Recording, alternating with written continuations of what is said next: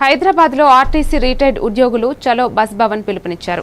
బకాయిల కోసం బస్సు భవన్ ముందు బైఠాయించారు రిటైర్డ్ ఉద్యోగులు.